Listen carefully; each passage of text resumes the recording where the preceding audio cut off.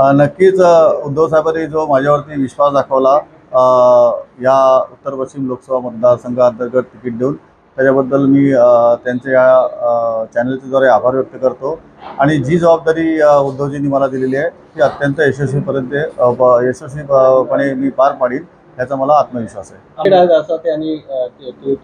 असा मी तुमच्यासमोर आहेच नाही ते आणि मी वर्सोवामध्ये आहे। काल संपूर्णपणे शिवजयंती उत्सव जे पूर्ण उत्तर पश्चिम लोकसभा मतदारसंघांतर्गत जेवढे होते त्या शिवसेने शाखेनं त्याचप्रमाणे खाजगी मंडळाच्या यांना कार्यक्रमांना मी भेटी दिल्या।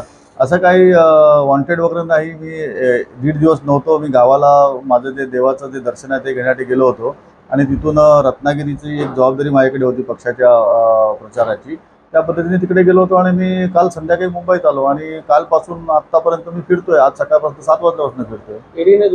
नक्कीच समन्स त्यांनी दिलेले आहे, त्यातले जे कागदपत्र मागवलेले आहेत त्यावेळेला गेल्या वेळेला मी त्यातले काही कागदपत्र पाठवले सुद्धा होते आणि मी न येण्याची कारणंसुद्धा त्यांना पाठवली होती। त्याच्यानंतर त्यांनी नक्कीच दुसऱ्यांदा मला बोलवलेलं आहे।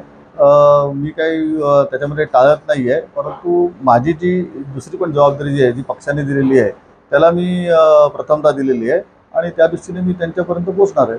गोविंदा उभे राहण्याची शक्यता आहे सर, काय करते गोविंद आणि तुमच्यामध्ये असं या ठिकाणी उत्तर पश्चिम मध्ये लढा बनतो नक्कीच शेवटी समोर जे पक्ष आहेत त्यांनी कोणाला उभं करायचं हा त्यांचा अधिकार आहे। कोणी येऊन दे, मी लढायला तयार आहे। माझे सर्व शिवसेनेचे पदाधिकारी, महाविकास आघाडीचे सर्व पदाधिकारी एकत्रपणे हातात धरून लढायला तयार आहेत। एबीपी माझा, उघडा डोळे बघा नीट।